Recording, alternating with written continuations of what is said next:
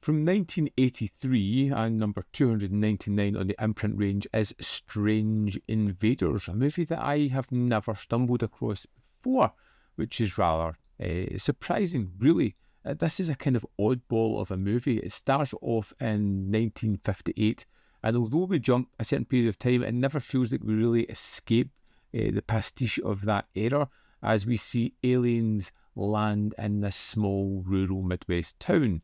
We then jump to Charles, who has his ex-wife and his daughter, when his ex-wife has to go to this small town, back to her hometown, and promptly disappears. He is left with no other choice but to go and find out what happened to his ex-wife.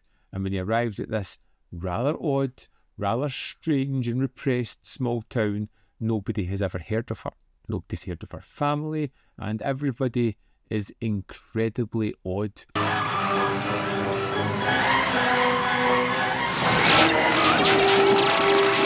You'll know the kind of thing when people are just watching him at a diner or just as he goes down the street, who all seem to have these knowing winks and looks at each other as they're almost toying with this person. Pretty quickly he discovers that there's aliens and they are all of a sudden after him. Can he alert the world to what's going on? Well, he tries his best to do that. And it's a kind of tongue-in-cheek movie. It feels as if it's kind of lovingly honed and shaped after those movies of the 50s. In fact, when he's in the small town, it is very reminiscent of Invaders from Mars at certain points. Probably the Hooper version of that film. Anybody seen a dog around?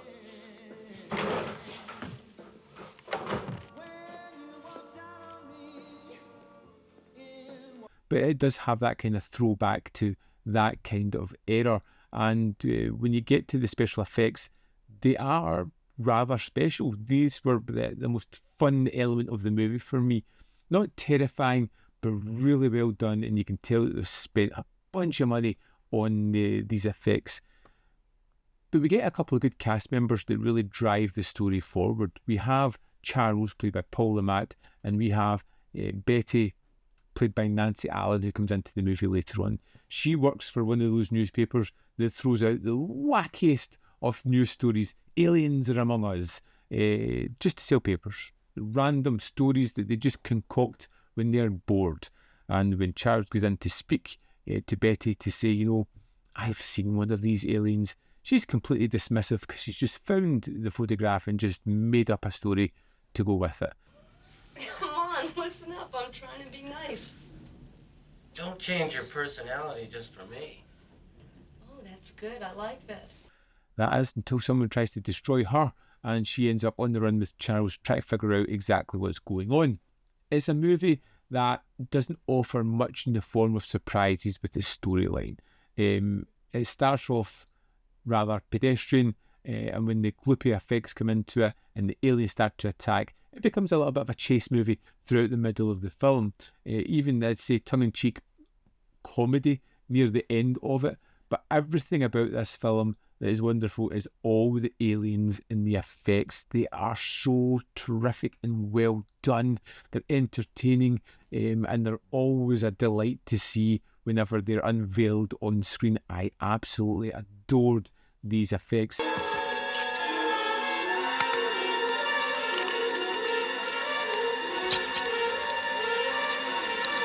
I thought Paul Le Mat was terrific. I thought Nancy Allen was terrific as well. And even though this is a movie that doesn't really have much substance or bite to it, it was still kind of entertaining to watch. It's not going to be a movie that I rush back to, kind of lazy Sunday afternoon. I want something that's fun, nostalgic, reminding me of the sort of 50s science fiction monster movies.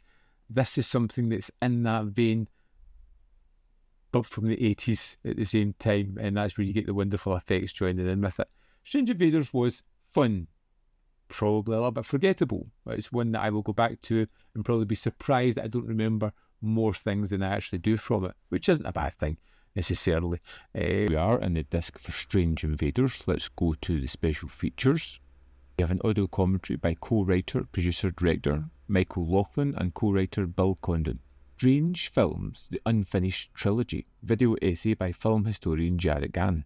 This is 24 minutes 51 seconds and goes into the idea of 3 films, all with strange in the title, that would be a kind of anthology trilogy of sorts. And you go through, the first film that was released before this one. Then they go into Strange Invaders, talking about how the production came about, how they got the deal for it, working with 2 different production companies and moving forward with that, and the idea of what the third film would have been had it been made. And we have the theatrical trailer as well, which is 1 minute 26 seconds. And that's the extras for Strange Invaders. Definitely an interesting film, one I would love to know your thoughts on if you've seen Strange Invaders. For the strongest, well, just before it started, I thought I was getting Spaced Invaders, which was rather exciting. I wonder if that has a good Blu-ray release. I need to go and check. Anyway, let me know your thoughts for Strange Invaders in the comment box below. As always, there is more content up here. You can see more of my stuff. In the description box below are links to Patreon, membership program, and manvfilm.com. Always in which you can support me. Thanks for watching, and see you next time.